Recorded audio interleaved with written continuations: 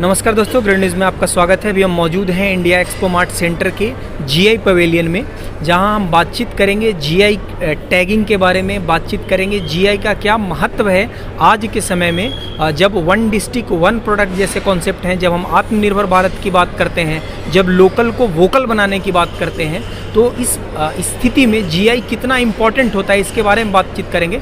हमारे साथ बातचीत करने के लिए मौजूद हैं पद्मश्री से सम्मानित डॉक्टर रजनीकांत जी, साथ ही आप HWA संस्था के संस्थापक भी हैं, और वन डिस्ट्रिक्ट वन प्रोडक्ट जो कॉन्सेप्ट यूपी में सबसे पहले आया, उसके थिंक टैंक भी हैं। सर, ग्रेट न्यूज़ में आपका स्वागत है। मेरा पहला सवाल आपसे यही है, जीआई टैग है क्या और इसका इम्पोर्टेंस क्या है आज के समय में? देखिए, जीआई जो ज्योग्राफिकल इंडिकेशन है, भौगोलिक उपदर्शन है, वो भारत की मूल आत्मा है।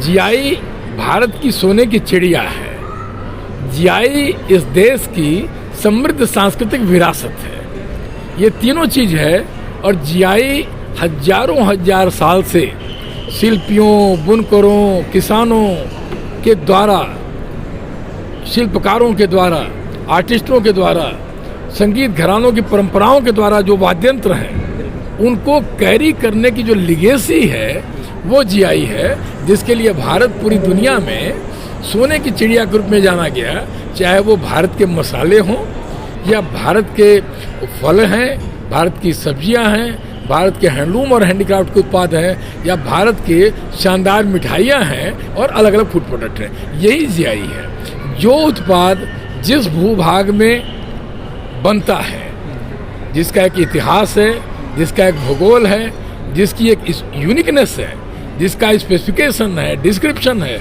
और मानव कौशल है, जो बनाने की विधा है, वो कैसे परंपरागत है, यही जीआई है। और उसी उत्पाद को उस ज्योग्राफिकल एरिया से उसको रजिस्टर कराया जाता है, जिसको स्थानीय उत्पादक का एसोसिएशन, संघ, वही उसको आवेदन करते हैं। यही जीआई है, और यही जीआई पूरी दुनिया में माननीय प्रधानमंत्री जी के विजन से आत्मनिर्भर भारत में लोकल से अब ग्लोबल हो रही है। वो ग्लोबल हो रही है, जीआई टैग के साथ वो ग्लोबल हो रही है। तो जीआई कानूनी लोकल है। सर, संक्षिप्त में आप इसके प्रोसेस के बारे में भी बता दें कि जो जीआई टैग लेने का प्रोसेस, वो प्रोसेस क्या है? देखिए, प्रोसेस इसका पहले बड़ा जटिल था, लेकिन अभी धीरे धीरे वो आसान हो रहा है। और आसान इस आशय में हो रहा है कि लोगों में जागरूकता आ रही है। जीआई फाइल करने के लिए सबसे पहले उस उत्पाद का चयन होता है, जो कि वो उत्पाद उस ज्योग्राफिकल एरिया में, भौगोलिक क्षेत्र में लंबे समय से है, जिसकी प्रसिद्धि है। वो बड़ा है, छोटा है, अधिक बन रहा है, कम बन रहा है, वो उसका मायने नहीं रखता है। जैसे बनारस की साड़ी, उसका नाम तो बहुत पहले से है, बनारसी साड़ी। बनारसी साड़ी आज़ादी के पहले से, हाँ, एकदम सैकड़ों हजारों साल की बात है। वो बुद्ध के समय में भी वो चीज़ें रही हैं। तो उसका इसी तरह ढेर सारे उत्पाद ऐसे हैं, जैसे लखनऊ में चिकनकारी का है, मुरादाबाद में पीतल के बर्तन का है, अलीगढ़ में ताले का है, तंजौर की डॉल का है। तो बहुत ऐसी चीज़ें हैं जो कि फेमस है। भदोई की कारपेट है, मिर्जापुर की दरी है। तो लेकिन जो उत्पाद एक इतिहास के साथ जुड़ा है, एक भूगोल के साथ जुड़ा है, एक विशेषता के साथ जुड़ा है, उस भौगोलिक क्षेत्र से एक तो उत्पाद का चयन होता है। फिर कोई व्यक्ति जीआई फाइल नहीं कर सकता है। जो उत्पादक समूह है, प्रोड्यूसर, आर्टिजन का हो, कोई इंडिविजुअल नहीं कर सकता, किसानों का हो, जो वहाँ पे काम करने वाले हैं, पेंटिंग करने वाले लोग हैं, ड्राइंग करने वाले लोग हैं, संगीत वाद्यंत्र बनाने वाले लोग हैं, या मिठाई बनाने वाले लोग, उनका एक रजिस्टर्ड एसोसिएशन होना चाहिए, जो भारत के या राज्य सरकार के कानून के तहत हो। कोई ट्रस्ट है, सोसाइटी है, कोऑपरेटिव है, कोई भी, वो आवेदन करती है। इसके लिए आवेदन पत्र तैयार किए जाते हैं, उसके प्रिस्क्राइब्ड फॉर्मेट होते हैं, लेकिन पूरे प्रमाण के साथ में दस्तावेज बनते हैं। जैसे जब हम कहते हैं कि बनारस की गुलाबी मीनाकारी 17वीं शताब्दी में से शुरू हुई, तो जीआई रजिस्ट्री कहती है कि वेयर इज द प्रूफ, प्रमाण कहाँ है? तो वो 17वीं शताब्दी का हमको दस्तावेज लगाना पड़ता है। तो ये एक प्रमाण चाहिए, जितने डॉक्यूमेंट्री एविडेंस चाहिए। और वो उत्पाद आज भी है, जैसे उत्तराखंड का ऐपण आर्ट है, सैकड़ों साल से कुमायूं रीजन के अंदर में ऐपण बनाने की कला रही है।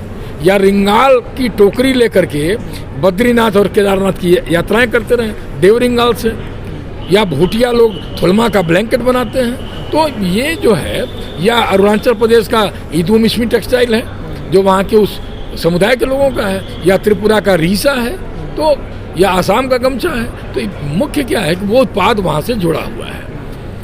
अब आपने आवेदन कर दिया, जीआई रजिस्ट्री एक एग्जामिनेशन रिपोर्ट भेजती है। चूँकि ग्रास रूट लेवल पर रहने वाला जो संगठन है या संघ है, एसोसिएशन है, उनके साथ दस्तावेज तैयार कराने में दिक्कत होती है। तो हमारे जैसे लोग उनका रिपोर्ट जो दस्तावेज है उसको बनवाने का काम करते हैं, सहयोग करते हैं। इसी से जुड़ा हुआ मेरा सवाल है, आखिरी सवाल है सर, जिसमें विस्तार से मैं आपका आंसर चाहूँगा। आपके नेतृत्व में आपकी संस्था जो HWA है उसके माध्यम से 100 से अधिक GI टैगिंग अलग अलग प्रोडक्ट को दिलवाया जा चुका है। तो GI टैगिंग मिलने में किस तरह की चुनौतियों का सामना करना पड़ता है? अभी हम देख भी रहे थे, लोग अलग अलग सवाल पूछ रहे थे। तो पहले तो आप चुनौतियों के बारे में थोड़ा संक्षिप्त में बता दें, साथ ही आप उन लोगों के लिए क्या संदेश है जो अलग अलग समूह हैं जो इसको टैग को, इस सर्टिफिकेशन को अचीव करना चाहते हैं, उनके लिए क्या संदेश है? देखिए, चुनौती ये है कि GI रजिस्ट्री एक संवैधानिक संस्था है, वे कोर्ट के स्टेटस में है, वहाँ पे सारी चीज़ें आर्गुमेंट पे होती है। तो आपको आर्गुमेंट देना है तो आपको दस्तावेज बहुत पुष्ट होना चाहिए। जो एप्लीकेशन GI की बन रही बड़ी मजबूत होनी चाहिए। उसमें जिन पॉइंट्स को मांगा जाता है वो एकदम स्पेसिफिक होना चाहिए, टू द पॉइंट होना चाहिए, और कुछ केस स्टडीज़ होनी चाहिए। प्लस जो शिल्पकार हैं, बुनकर हैं, किसान हैं, उसमें कुछ उनके हिस्टोरिकल बैकग्राउंड की परंपराएं होनी चाहिए, वो कितनी पीढ़ी से काम कर रहे हैं, इस समय काम हो रहा है कि नहीं हो रहा है। अब अगर कोई उत्पाद बन ही नहीं रहा है और म्यूजियम में चला गया तो GI की फाइल नहीं हो सकता है, इसलिए उसको बचाना जरूरी है। तो जब एग्जामिनेशन रिपोर्ट आती है, और एग्जामिनेशन रिपोर्ट की रिप्लाई भी बड़ी कठिन होती देना, क्योंकि वो कहता है कि ये उत्पादक जिसने आवेदन किया है उसका इस क्राफ्ट से क्या संबंध है, उसका भौगोलिक एरिया से क्या संबंध है, जमीनी स्तर पे दिखनी यस, उसका वहाँ के लोगों से क्या मतलब है, उसमें भागीदारी है कि नहीं है। तो दूसरा, सिर्फ और सिर्फ स्थानीय संस्थाएं ही GI के लिए वहाँ के उस उत्पाद के लिए आवेदन कर सकती हैं।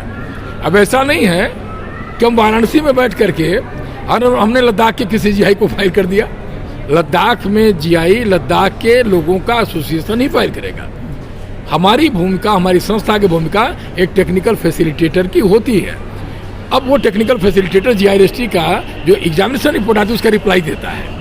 रिप्लाई चली गई, उसके बाद में कंसल्टेटिव ग्रुप मीटिंग होती है जिसको हियरिंग बोलते हैं। अब हियरिंग में बड़े बड़े एक्सपर्ट आते हैं। उस समय हम लोग फैसिलिटेटर संस्था प्लस सरकार के 1-2 अधिकारी प्रतिनिधि, जो भी सहयोगी, प्लस जो आवेदन किए हैं उनके साथ में उस समूह के जानकार लोग वहाँ बैठते हैं, और वहाँ बड़े बड़े दूसरी साइड में एक्सपर्ट होते हैं, कंट्रोलर जनरल बैठते हैं, एग्जामिनर बैठते हैं, असिस्टेंट रजिस्ट्रार, डिप्टी रजिस्ट्रार, और उनके सवालों का उत्तर देते हैं और वहाँ पे प्रोडक्ट को डिस्प्ले करते हैं। जब सारी चीज़ों से वो कमेटी संतुष्ट हो जाती है तो सिद्धांततः GI ग्रांट करने की बात कर देती है। अगर कुछ कमी है तो बताती है ये कमी है, आप फिर से इसको ऐड करके फिर से एप्लीकेशन सबमिट करिए। उसके बाद में सारी चीज़ें होने के बाद में GI रजिस्ट्री अपने जर्नल में उसको प्रकाशित करती है, और प्रकाशित होने के बाद अभी तक के कानून के हिसाब से 4 महीने का लॉकिंग पीरियड होता है जिसको बोलता है ऑब्जेक्शन पीरियड। अब उस 4 महीने में अगर किसी दूसरी ने कोई ऑब्जेक्शन रेज किया तो GI रजिस्ट्री उसको संज्ञान में लेती है और उसको नोटिस भेजती है, आवेदक संस्था को नोटिस भेजती है कि आप इसका उत्तर दें। अगर लगता है कि कोई जानबूझ करके परेशान करने की नीयत से ऐसा कर रहा है तो GI रजिस्ट्री उसके ऊपर में केस भी कर सकती है। अगर लगता है कि नहीं वो जेन्युइन कारण है तो उसको रिजॉल्व करने का प्रयास करती है, और उस 4 महीने के बाद अगर ऑब्जेक्शन नहीं है या ऑब्जेक्शन रिजॉल्व हो गए हैं तो GI का सर्टिफिकेट ग्रांट हो जाता है। और GI सर्टिफिकेट ग्रांट होने के बाद आवेदक संस्था को कहते हैं GI रजिस्टर्ड प्रोप्राइटर। तो ये पहली कड़ी वहाँ पे कंप्लीट हो जाती है। वो उत्पाद GI होते ही देश की बौद्धिक संपदा में शामिल होता है और कहा जाता है intellectual property right of India. तो वो उस जगह की अब भारत की विरासत में शामिल हो गया। ये पहला स्टेप है। मेरा जो आखिरी सवाल होगा आपसे सर वो ये होगा कि हम ग्रेनो न्यूज़ में ग्रेटर नोएडा में आयोजित होने वाले कार्यक्रम और उसके अनुभवों के बारे में जानते हैं। इस एक्सपो मार्ट में आपका अनुभव कैसा रहा और जो अलग अलग लोग आ रहे हैं उनका किस तरह का रुझान आपको देखने को मिल रहा है? देखिए, हम तो माननीय प्रधानमंत्री जी के बहुत आभारी हैं कि जिनके विज़न को पूरा करने के लिए, क्योंकि वो दृष्टि उन्होंने, वो विज़न उनका था कि इस देश की समृद्ध सांस्कृतिक विरासत को बचाना और बढ़ाना है, जो हजारों साल से चल रही है। उन्होंने अपने 15 अगस्त के उद्बोधन में भी जो 5 प्रण की बात की थी उसमें उन्होंने विरासत का उल्लेख किया था। अब देश में पहली बार नेशनल जीआई फेयर लगा, एक छत के नीचे देश के सारे जीआई उत्पाद यहाँ पे ये दिख रहे हैं। वो उत्पाद जीआई ऑथराइज यूजर लेकर के आए हैं या रजिस्टर्ड प्रोप्राइटर लेके आए हैं, बाकी कोई नहीं लेके आया, जो लीगल है वही लेके आए हैं। हर प्रोडक्ट में मैक्सिमम 2 या 1 से अधिक लोगों को अवसर सिर्फ मिला है और वो लोग अपने उत्पाद को लेकर के आ रहे हैं। ये उत्साहित करने वाला है। इसके लिए इनिशिएटिव मिनिस्ट्री ऑफ टेक्सटाइल ने, मिनिस्ट्री ऑफ कॉमर्स ने, डीपीआईटी ने, एमएसएमई ने, एपीडा ने, इन लोगों ने लिया और ईपीसीएच ने को ये जिम्मेदारी दी गई, क्योंकि ईपीसीएच देश की सबसे बड़ी संस्था है एक्सपोर्ट के, उसमें उसका बहुत बड़ा अनुभव भी है। तो ये हुआ कि ईपीसीएच इसको ऑर्गेनाइज करेगा और उन्होंने सफलतापूर्वक, मैं आपको बताऊं कि पहली बार लोग आश्चर्यचकित हैं ये देख करके कि उत्तराखंड का भूटिया दन कारपेट जो है वो कैसा दिखता है, या लद्दाख का प्रोडक्ट कैसे दिखता है, या अरुणाचल प्रदेश का ईदू मिश्मी कैसा दिखता है। तो काफ़ी रोचक स्टॉल। मैं बताऊं कि ये, या जो अस्करांडी है उड़ीसा में एक जगह है, सॉरी वो आसाम में, वहाँ का टेराकोटा का प्रोडक्ट है, हम तो खुद उसको खरीद के लेके जा रहे हैं। तो ये सारे उत्पाद अपने आप में, या उड़ीसा में जो है वो टेराकोटा उड़ीसा का भी आया हुआ है यहाँ पे और सोबरनपुर डिस्ट्रिक्ट से, तो बड़ा अद्भुत है ये। और ये अमूमन चीज़ें दिल्ली हाट में देखने को नहीं मिलती हैं, ये अमूमन चीज़ें इंडिया ट्रेड फेयर में देखने को नहीं मिलती हैं, क्योंकि वहाँ पे प्रोडक्ट आते हैं, गारंटीड प्रोडक्ट नहीं आते हैं। आने वाले समय में 2 वर्ष के अंदर जीआई पूरे देश के अंदर एक रोजगार के क्षेत्र में, विकास के क्षेत्र में, विरासत को बढ़ाने के क्षेत्र में एक क्रांति के रूप में आएगा निकल करके।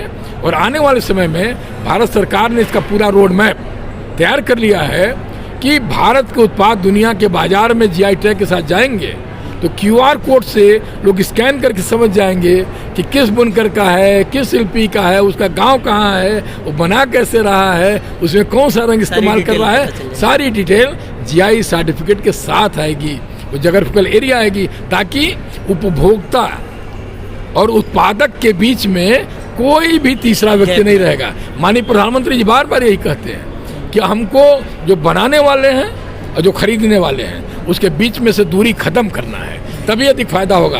और हमें ये विश्वास है कि आने वाले समय में जीआई के माध्यम से भारत एक बार फिर से सोने की चिड़िया बनेगा। सर, आपने व्यस्त कार्यक्रम के बीच हमें समय दिया, इसके लिए बहुत बहुत धन्यवाद। धन्यवाद आपको।